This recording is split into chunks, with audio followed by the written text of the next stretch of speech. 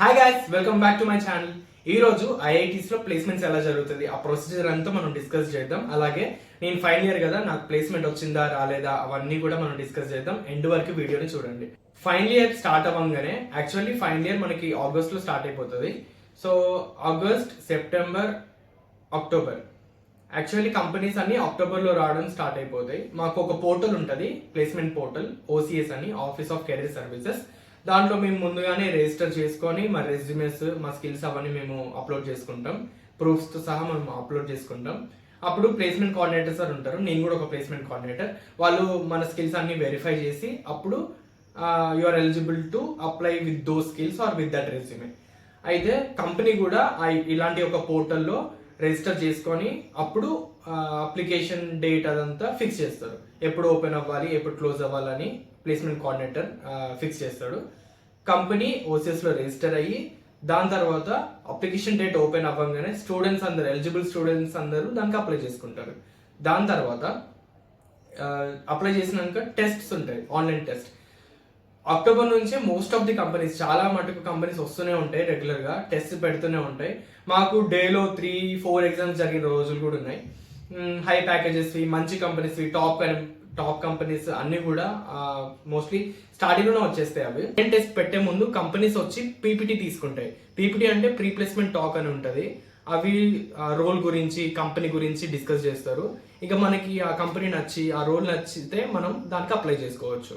First September నుంచి November ending వరకు, అంటే డిసెంబర్ ముందు అన్ని కూడా ఆన్లైన్ టెస్ట్స్ జరుగుతాయి. ఏ ఇంటర్వ్యూస్ కూడా జరగవు. ఆన్లైన్ టెస్ట్ లో ఏమేమి అడుగుతారు అంటే డిఎస్సి అడగవచ్చు, యాప్టిట్యూడ్ అడగవచ్చు, బిజినెస్ క్వశ్చన్స్, ఇంకా కేస్ స్టడీస్, ఇక డిఫరెంట్ రోల్స్ ని బట్టి డిఫరెంట్ టెస్ట్ వాళ్ళు పెడతారు. ఇంకా రెజ్యూమే స్క్రీనింగ్ కూడా ఉంటుంది. అన్ని కంపెనీస్ కి అన్ని బ్రాంచెస్ ఎలిజిబుల్ ఉండదు. మళ్ళీ కొన్ని కంపెనీస్ అన్ని బ్రాంచెస్ అలౌ చేస్తారు, కొన్ని కంపెనీస్ కొన్ని లిమిటెడ్ బ్రాంచెస్ కి ఓపెన్ చేస్తారు. కొన్ని కంపెనీస్ ఇంత సిజిపి ఉంటేనే అప్లై చేయాలి, కొన్ని కంపెనీస్ ఏ సిజిపి లేకపోయినా అప్లై చేయొచ్చు. అలాంటి సిచ్యువేషన్స్ కూడా ఉంటాయి. సో ఆన్లైన్ టెస్ట్ అయిపోయిన తర్వాత డిసెంబర్ 1 వీక్ ముందు, అంటే ఇంటర్వ్యూస్ జరిగే 1 వీక్ ముందు, యాక్చువల్లీ సెప్టెంబర్ నుంచి ఈ నవంబర్ ఎండింగ్ వరకు ఏ ఇంటర్వ్యూస్ జరగవు అసలు. అన్ని కూడా డిసెంబర్ 1 నుంచి ఇంటర్వ్యూస్ స్టార్ట్ అవుతాయి. ఇప్పుడు వరకు అంటే సెప్టెంబర్ నుంచి నవంబర్ వరకు జరిగిన టెస్ట్లు అన్నింటిలో ఎవరైతే షార్ట్ లిస్ట్ అవుతారో వాళ్ళకి డిసెంబర్ 1, 2, 3 అలా డే 1, డే 2, డే 3 లెక్క డివైడ్ చేసి ఆ రోజు ఇంటర్వ్యూస్ తీసుకుంటారు. ఇంటర్వ్యూస్ కి 1 వీక్ ముందు short list and candidates list అయితే రిలీజ్ చేస్తారు. అకార్డింగ్లీ ఇంకా మా ప్లేస్మెంట్ టీమ్ ఉంటుంది కదా, వాళ్ళు అకార్డింగ్లీ ఏ కంపెనీ ఏ టైంలో ఏ డేలో ఇంటర్వ్యూస్ తీసుకోవాలి అనేది అంతా షెడ్యూల్ చేస్తారు. ఒక మంచి షెడ్యూల్ ఉంటుంది, మంచి ఆర్గనైజ్డ్ ఫార్మాట్ లో వాళ్ళు మాకు రిలీజ్ చేస్తారు. సో అదే మేము ఫాలో అవుతాం అనమాట. డే 1, డే 2, డే 3 డిఫరెన్సెస్ ఏంటిదంటే యాక్చువల్లీ ఇంకా డే 0 కూడా ఉంటుంది. డే 0లో హై ప్యాకేజెస్ లైక్ 75, 60, 1 crore అలాంటి ప్యాకేజెస్ కంపెనీస్ ఏమో డే 0 అంటే నవంబర్ 30కే ఇంటర్వ్యూస్ తీసుకుంటే అప్పుడే సెలెక్ట్ చేసుకుంటాయి కూడా చాలా మందిని. ఇంకా డే 1, డే 2 వచ్చేసి హై ప్యాకేజెస్ ఉంటాయి, 25+, 30+ అలాంటి ప్యాకేజెస్ ఉంటాయి.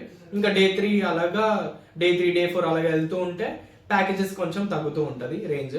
Mostly day 2, day 1, day 2, day 3 అప్పుడే 75% ఆఫ్ ది ఐఐటి స్టూడెంట్స్ అందరూ ప్లేస్ అయిపోతారు. ఇంకెవరైతే ప్లేస్ అవ్వలేదో ఇంకా డిసెంబర్ తర్వాత కూడా, అంటే ఆ ఇంటర్వ్యూస్ తర్వాత కూడా ఇంకా కంపెనీస్ వస్తూనే ఉంటాయి. దాన్ని ఫేజ్ 2 అంటారు.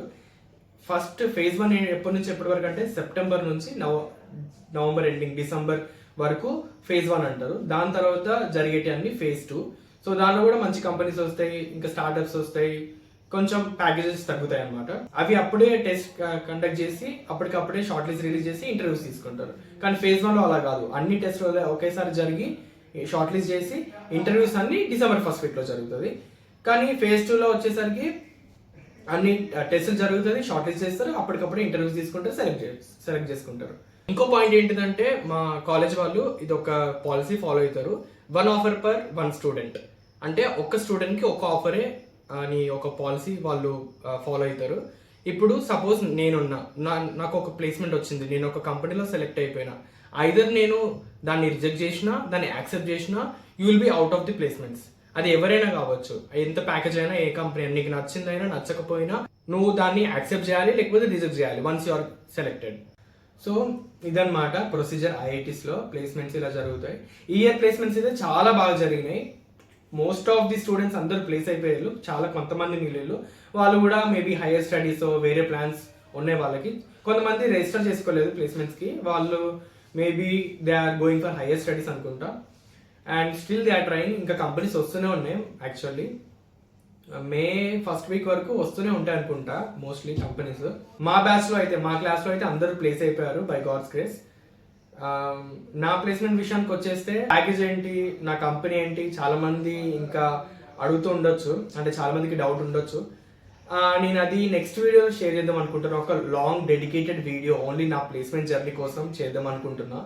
అది మీకు కావాలా అంటే మీ ఇంట్రెస్ట్ నాకు కామెంట్స్లో చూపించండి. డిఎస్ఏ అయితే చాలా ఇంపార్టెంట్ ప్లేస్మెంట్స్లో షార్ట్ లిస్ట్ అవ్వడానికి. ఇంకా మీ రెజ్యూమే అయితే చాలా బాగుండాలి, ఆ ప్రాజెక్ట్స్ కానీ ఆ స్కిల్స్ కానీ చాలా హైలైట్ అవ్వాలి. మీరు ఐఐటీలో జాయిన్ అవుదాం అనుకుంటున్నా అయితే మీరు బెస్ట్ చాయిస్ చేస్తున్నట్టు. ఎందుకంటే ఐఐటీలో ఏ బ్రాంచ్ అయినా కూడా, మీరు టాప్ నుంచి ఏ చిన్న బ్రాంచ్ అయినా కూడా మీకు మంచి ప్లేస్మెంట్సే ఉంటాయి. నేను మీకు ఒకటి చెప్తున్నా ఏంటిదంటే, ఐఐటీస్లో మంచి ప్లేస్మెంట్స్ ఉంటాయి. మీరు ఐఐటీలో అసలు ప్లేస్మెంట్స్ తగ్గిపోతుంది, ఇప్పుడు ఐఐటీ చాలా కామన్ అయిపోతుంది అని డౌట్ పెట్టుకోకండి. ఇంకెవరైతే ఐఐటీస్ కోసం ట్రై చేస్తున్నారో ట్రై చేయండి. ఒకవేళ బీటెక్ అవ్వలేకపోతే గేట్ రాసి ఎంటెక్ కూడా ఐఐటీస్లో చేయొచ్చు. ఎంటెక్ కూడా చాలా మంచి ప్లేస్మెంట్స్ ఉన్నాయి. ఇంకా ఇంటర్నేషనల్ ఆఫర్స్ కూడా వస్తాయి. మా కాలేజ్లోనే, మా బ్యాచ్లోనే చాలా మందికి ఇంటర్నేషనల్ ఆఫర్స్ కూడా వచ్చినాయి.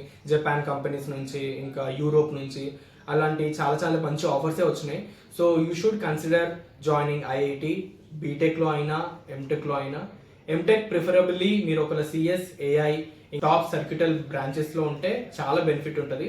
కానీ మళ్ళీ లోవర్ బ్రాంచెస్లో మీరు ఎంటెక్ చేద్దాం అనుకుంటే అది కొంచెం కష్టమైపోతుంది. ఎందుకంటే చాలా నీష్గా వెళ్ళిపోతారు మీరు. అలాంటి స్కిల్స్, అలాంటి రోల్స్ ఉన్న కంపెనీస్ చాలా తక్కువ వస్తాయి. మీరు హైయర్ స్టడీస్కే వెళ్ళాల్సి వస్తుంది. కానీ మీరు సర్క్యూటల్ బ్రాంచెస్ ఉండి బీటెక్ జాయిన్ అవ్వలేకపోయి ఉంటే ఐఐటీలో, ఎంటెక్ మాత్రం ఖచ్చితంగా ఐఐటీలో జాయిన్ అవ్వండి. చాలా మంచి ప్లేస్మెంట్స్ ఉంటాయి. మా ఐఐటీ హైదరాబాద్ అయితే ఇప్పుడు fastest growing. Last year around 8th rank ఉండే ఎన్ఆర్ఎఫ్ ర్యాంకింగ్. ఇప్పుడు 7th పొజిషన్లో ఉన్న ఐఐటి గువాహటిని వెనకలకు నెట్టేసి మా కాలేజ్ ఫస్ట్ వచ్చింది. యాక్చువల్లీ మా కాలేజ్ న్యూ కాలేజ్ 2008లో ఎస్టాబ్లిష్ అయింది. మాకు క్యాంపస్ కూడా లేదు, 2015 నుంచే క్యాంపస్ ఉంది. కానీ వన్ ఆఫ్ ది ఓల్డెస్ట్ ఐఐటిని, అంటే ఐఐటి గువాహటిని దాటి 7th పొజిషన్కి వచ్చిందంటే మీరు ఊహించుకోండి ఐఐటి హైదరాబాద్ ఎంత గ్రో అవుతుందో. So please consider joining IIT Hyderabad. నా 4 years ఎక్స్పీరియన్స్ కూడా నేను ఇంకో వీడియో షేర్ చేసుకుంటా, దానికోసం కూడా మీరు వెయిట్ చేయండి. నా ప్లేస్మెంట్ గురించి కూడా నేను నెక్స్ట్ వీడియోలో పెడతా. మీరు చాలా మంది అడుగుతున్నారు ప్లేస్మెంట్ ఏమైంది అదంతా అని. So definitely I share my placement experience also, placement journey next వీడియోలో. దాంట్లో అన్ని కవర్ చేస్తాను. నా ప్లేస్మెంట్, నా ప్యాకేజ్, నా కంపెనీ, నా రోల్, నా లొకేషన్ ఏంటిది, ఇంకా అసలు ఎలాంటి రౌండ్స్ ఉండే, ఎలా షార్ట్ లిస్ట్ అయ్యాను, నా రెస్యూమే ఎలా ఉంది, అవన్నీ కూడా నేను కవర్ చేస్తా. ఇంకా ఎవరైతే కొత్తగా నా ఛానల్ని చూస్తున్నారో సబ్స్క్రైబ్ చేసుకోండి. ఫ్యూచర్లో అయితే చాలా మంచి కంటెంట్ రాబోతుంది, ఎడ్యుకేషనల్ పరంగా కానీ, ఇంకా నా బ్లాగ్స్ కానీ చాలా మంచి కంటెంట్ అయితే రాబోతుంది. నా ఛానల్ని సబ్స్క్రైబ్ చేయని వాళ్ళు చేసుకోండి, లైక్ చేయండి, షేర్ చేయండి. నెక్స్ట్ వచ్చేసి నా ప్లేస్మెంట్ వీడియోనే పెడతా. సో వెయిట్ చేయండి, stay tuned for that video. Bye bye.